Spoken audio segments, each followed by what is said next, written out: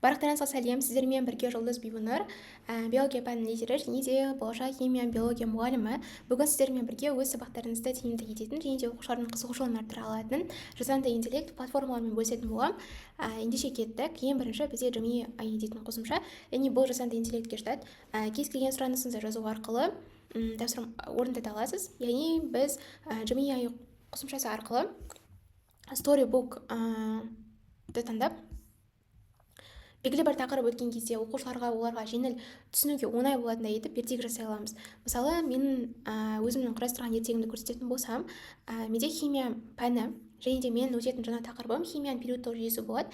Яғни мен оқушыларға химияның периодтық жүйесін сол мақсатта түсіндіру үшін ертегі құрастырдым. Бірінші, бізде құрастырылған элементтер кітапханасының құпиясы атты ертегі. Бұл ертегіде ең бірінші сұраныс жазған кезде химияның периодтық жүйесін түсіндіре алатын ертегі құрастырып береміз. Немесе протон, нейтрон, атомдық нөмірін түсіндіре алатын, ұғымдарын түсіндіре алатын ертегі құрастырып жазатын болсақ, соған сай бізге ертегі құрастырып беретін болады. Жаңа тақырыпқа сай менде химияның периодтық жүйесі болатын болса, мысалы, Сұлтанды ақылды кітапханашы дана қарсы алды. Сұлтан сен орналасқан жерінде ең маңызды нөмір атомдық нөмір деп анықтайды. Яғни кез келген элементтің өзінің атомдық нөмірі болатынын және ол жеке бір мекенжай сияқты жүретінін айтып өткен. Кітапхананың көлденең қатарлары, яғни көлденең қатарларда бізде периодтар орналасады деп айтып тұр, және де тігінен орналасқан ұзын қатарларды топтар деп атаймыз деп оқушыларға жаңа тақырыптың негізінде база қалыптасып тұр десек болады. Яғни бұл оқушылардың белгілі бір ойлау жүйесін дамыта алады. Яғни осы ертегіні жаңа тақырыпты өтпес бұрын оқитын болса, әр оқушы осы жаңа сабақта өтетін белгілі бір ұғымдарды осы ертегіні оқи отыра түсіне алады. Және де бұл ертегіге біз иллюстрациялық суреттерді қоса аламыз. Сол арқылы жалпылама ертегіні қызықты етіп оқушыларға ұсынсақ болады. Келесі бізде DID деп аталатын жасанды интеллект болып табылады. DID қосымшасында біз кез келген пәнде, мысалы, әдебиетті алатын болсақ та, химия, биологияны алатын болсақ та, белгілі бір ғалымдарды өтеміз. Сол кезде оқушыларға олардың ойларында жақсы сақталу үшін кез келген ғалымды сөйлете алатын осы DID қосымшасы болып табылады. Бірінші DID қосымшасына яғни жасанды интеллектке кіреміз да, өзіміздің Google аккаунтымыз арқылы тіркелеміз. Бірінші бізде Home деп тұрады, одан кейін аватар видеоны басамыз. Start from blank басқаннан кейін, яғни бұл жерде бізде осындай ақ шығады, және де create аватарды басқаннан кейін create with a photo. Бұл жерде біз белгілі бір фото таңдаймыз. Мысалы, менің сабағымда Менделеевті таныстыру керек болатын болса, осы Менделеевті басам. Қазір бізде жалпылама Менделеевтің суреті шығады. Бізде осы Менделеевтің суреті шықты. Ал бұл Менделеевтің кез келген белгілі бір автор, ғалымның суреттерін біз ChatGPT-ді қолдану арқылы тапсақ болады. Мысалы, мен ChatGPT-ға Менделеевтің иллюстрациялық суретін құрастырып бер деп жаздым. Одан кейін менде осындай Менделеевтің суретін құрастырып берді. Дәл осы суретті копировать етіп, біз осы DID-ға салып, оны құрастыра аламыз. Кеттік. Енді бізде осындай форматы осындай болып тұр. Біз бұл форматты өзгертуіміз керек. Портретке қойып, одан кейін дәл осы жерді біз үлкейтіп аламыз. Так. Үлкейткеннен кейін біз жалпылама эмоциясын таңданып тұрған немесе бір күліп тұрған эмоциялар таңдай аламыз. Және де оның іс-қимылдары. Келесі, енді осы бізде Менделеевті сөйлете алу үшін скриптті басамыз. Скриптқа біз текст жазамыз. Яғни Менделеев өзін таныстыра алатындай етіп текст жазуымыз керек. Біз оны Менделеевтің текстін біз ChatGPT-ден жазамыз. Мысалы, ChatGPT-ға Менделеев өзін оқушыларға таныстыра алатындай етіп текст жазып бер дейміз.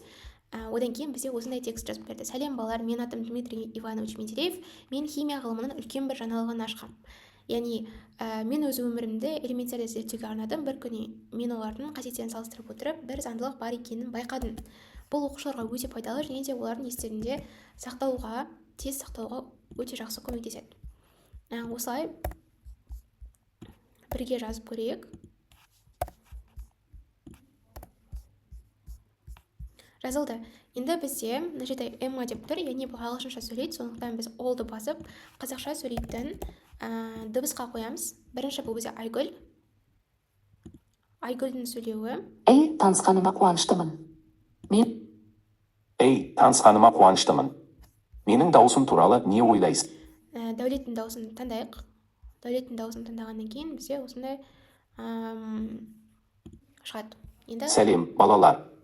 Менің атым Дмитрий Иванович Менделеев. Мен химия ғылымының үлкен бір жаңалығын ашқан ғалыммын. Мен өз өмірімді. Дәл осылай бізде осы текстті оқып беретін болады, осы озвучкамен. Ал озвучкамен оқыған кезде осы Менделеевтің өзі сөйлеп тұрған сияқты іс-қимылдар жасалып тұрады. Бұл жерде біз сөйлеуін арттырсақ болады, немесе керісінше жайға қойсақ болады. Generate видеоны басып, өзімізге видеоны сақтап аламыз.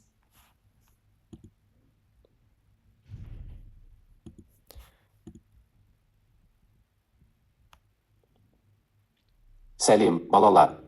Енді жалпылама видеоны қараймыз.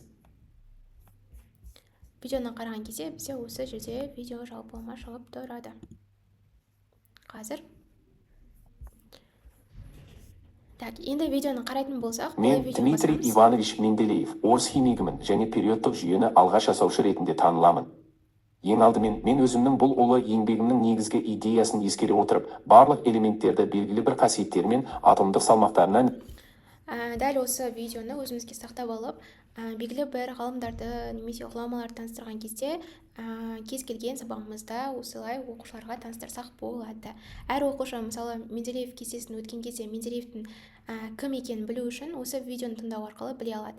Яғни Менделеев өзінің визуалды түрде өзі қозғалып айтып тұрғандай етіп, осы DID қосымшасы арқылы жасай аламыз. Жалпылама DID қосымшасында тек қана фотолар емес, видеолар арқылы да сіздер кез келген суретті сөйлете аласыздар. Өтудегі әдістерім аяқталды, сіздерге пайдалы болды деген ойдамын. Міндетті түрде осы қосымшаларды қолдану арқылы оқушылардың қызығушылығын, пәнге деген ынтасын бірге оятайық. Сіздермен бірге болған Жұлдыз Бибінұр.